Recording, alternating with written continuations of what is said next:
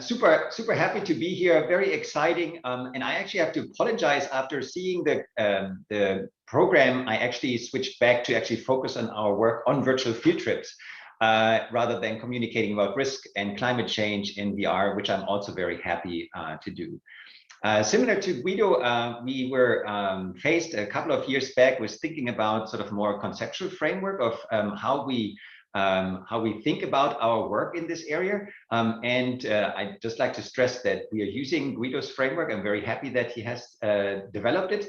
And we are approached it from a slightly different angle. And I hope that you will see that it is complementary to what he presented. So we were not quite as productive as he was. But we did some 12 studies, 12 plus studies by now with over 2,000 students. There's a link. I can post this a little later in the chat as well, with a little reader that's a little out of date, where we collect all the articles on immersive virtual field or virtual field trips in general. We, in response to COVID, we are putting a lot more effort into putting the virtual field trips on websites to increase accessibility. Ideally, we believe, just like many people here, in the immersive, embodied, providing the participants with agency part of the immersive experience. But again, in COVID, we had to be more flexible. So there's a website with a couple of virtual field trips in the geosciences that we created, including tools that we implemented for example, measuring strike and dip. Back to the research framework. We presented that a couple of years back at an IEEE conference and have explored it ever since further. There are two conceptual components to the framework, and it's relatively simple and straightforward. So the first is what we call a virtual field trip taxonomy, where we simply separate sort of a basic plus an advanced version of a field trip. A basic field trip essentially captures reality as it is and provides a participant, a student with that experience. A plus version provides access to the environment itself, but from perspectives that are not possible in the real world. For example, a bird's eye perspective. So we use both drones as well as very long tripods to give a student that experience. And if my slides work. So here's an example. If you are at an outcrop in the real world, it's often that sort of this neck-wrenching experience where you have to look up. If you just use a tripod that's 10 meters long, you get a completely different perspective. So we're exploring these aspects of scale, which is an important concept in geography and many place-based sciences, and how this affects students and students' learning, students' experiences. And then the last one, the advanced one, is what you might want to call a digital twin. So where you essentially have the opportunity to have simulation. So gaming where you can switch on and off rain, where you can go back and forth in time. So that's the sort of, again, very basic taxonomy, but it helped us to guide the research that we did. On the other hand, so we looked in the technology and we created this mouthful, Sensatium, so the sensing scalability trade-off continuum, with the virtuality continuum as an inspiration for this. And it essentially captures that sort of the more sensing you have, the more agency, the more embodiment you can actually include in the experience. But it also comes as a price. As we have seen with COVID now, we can give desktop experience to essentially everyone. The high-end version is something that's very limited still, although it's becoming more accessible. So that's the change we had. So we put this into this framework, and then again, so the green dots are the studies, or some of the studies that we did, and then we started thinking about sort of other aspects. And again, sort of the work that Guido presented very nicely fits into this orthogonally, because it measures sort of the responses in a very comprehensive way. Just a couple of examples. And this is also an interesting discussion that we have with our colleagues in geosciences. So we did field trips with geosciences, ecology, biology, and energy education. So we did it really a lot. And I apologize for the noise. The kids are going to school, so that's the bad timing for me. We will see. And in the first study, we actually had a chance to compare an actual field trip to a virtual field trip. So it's the same outcrop. We created a model. We used 360 images. And it's a basic field trip, but it's essentially the same content. And just a couple of examples. So when we asked students comparing a Vive versus actual field trip, whether they learned a lot from the field trip, there's actually a significantly higher response from the virtual students than from the actual students, with all the challenges that these short lab-based field trips actually have. Same with the overall enjoyment that we had students sort of responding very positively to the virtual field trip. And then this is actually the only time that we actually also found that the lab grades, so the assignment that the students get afterwards, actually were better significantly than the actual field trip. This is an anomaly, but we never had it that the virtual field trips were actually worse. So with all the other things that are positive for virtual field trips, we never kind of messed up the students in terms of their lab grades, which is really, really important. We had another study, and it was very interesting this morning to see that so we had to set it up slightly differently, because in this class, the instructor did not believe in just virtual field trips.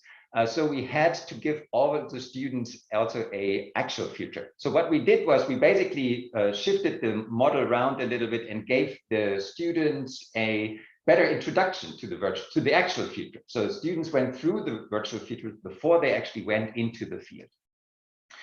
So what we find is that if you compare then sort of the standard way of educating and preparing students to the virtual field trip, that the students really felt tremendously better prepared for the actual field trip. So I think that this really nicely shows that, again, it's a complementary material. Even if you don't believe in the proxy or the replacement of the actual field trip, you can use the virtual field trips as a great way of preparing students for the field trips to come.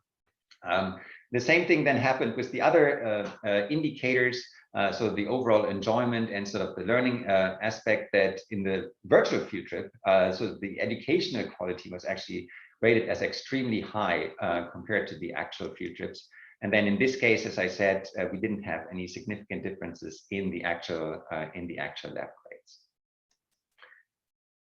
We had another study, so moving from the basic field trips to the plus version. So we integrated in follow-up studies sort of the elevated perspective that we had. So again, so we had a 10-meter long tripod, so where basically students were able to sort of beam themselves up and sort of get this overview perspective of the site, and then also a vis-a-vis experience of the actual outcrop. And just to indicate one measure, so we used a presence questionnaire in this case. So what we see is that, at least when we compare the actual field trip, which is the purple bar on the left, to the plus version, that we see sort of a significant increase in the sense of presence, so the feeling of being there that we can create, and the way that the students understand actually the spatial layout. So I think that this is a really important aspect, because this is something that we can give students easily in the virtual world, but we cannot give it to the students in the actual field trip. So this is something where we go beyond reality, and sort of understanding what this going beyond reality actually does and potentially improves in the experience and in the learning of students, I think is a really important aspect. Another aspect where we completely switched gears, so we call this immersive learning in the wild, because it was not a lab controlled study, but a study in collaboration with our libraries, where basically we took ourselves as researchers out of the picture, and so let them do it themselves. And that was also an interesting experience. One, because we had to scale it up. So we, at that point in time, Oculus Go's, which are not available anymore, were sort of the choice to sort of have more people accessing it. And we also had a room set up in the library where students could go into and then sign up for a time slot and go and put on a Vive headset. So what we then find was actually extremely surprising. So in comparison to the first studies with an HTC Vive, in the fall of 2018, the Vive condition was actually the worst in comparison even to an oculoscope, which is something that's extremely surprising given that it's a 3 degree of freedom versus 6 degree of freedom. So you have a lot less agency and a lot less sort of sensing that you can afford your students. The explanation, and we were able to address this, comes from sort of how you contextualize the experience. So sending students by themselves in these rooms really didn't cut it for them. So they were really unhappy with that learning experience. So we worked with the library, and we have since done student or experiments where we actually were able to get the Vive experience where it's supposed to be. But it's important to pay attention to that as well, how to basically introduce this medium to the students. Example study number 5. So this is again just a way of then also comparing the sort of the low-end version, so the desktop version, similar to some of the studies that Guido presented. So we find that we definitely create more presence and more future enjoyment in the virtual experiences. And that overall, we also have perceived learning advantages if we compare the virtual versions to the actual field trips. I think I have a last one here that's not with data. So we have only run a first study with this experience and analyzing data that we currently collected as a desktop version because of the response to COVID. So this is a virtual field trip to a critical zone observatory, which is the critical zone is everything from the canopy to the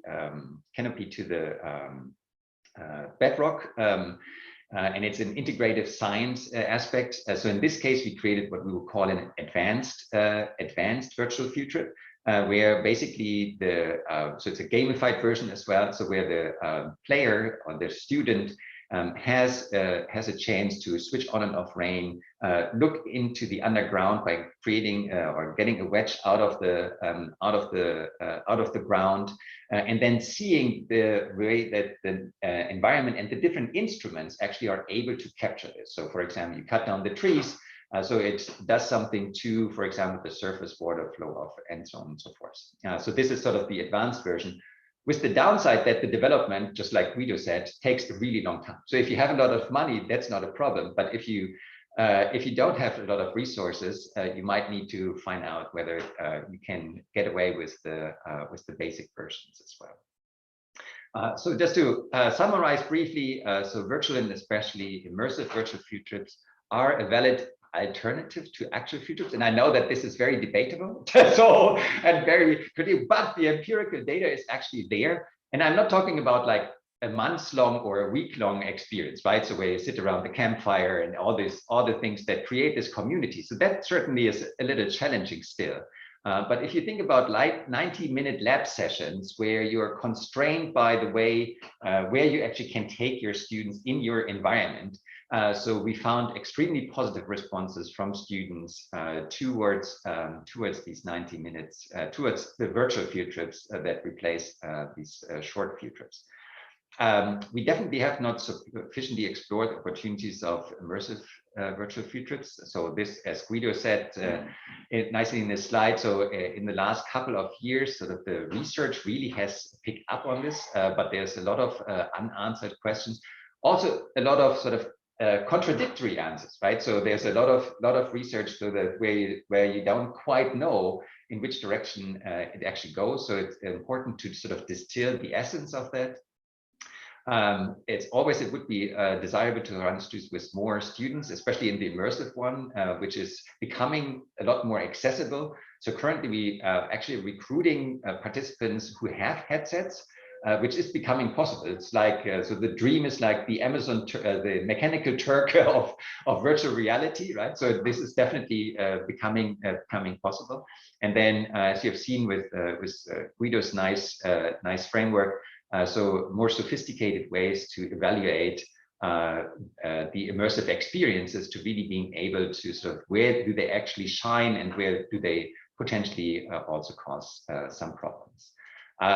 If you have another session at some point and talk about climate change, I can do this as well. So we have a large NSF project on actually visualizing forest futures. And then what I originally had intended, so one of my PhD students finished his dissertation on studies that we did on storm surge visualization. So I have a large team to thank as well. Thank you so much for inviting me. I think this was awesome. I really enjoyed meeting Guido for the first time. So after citing his work, it's great.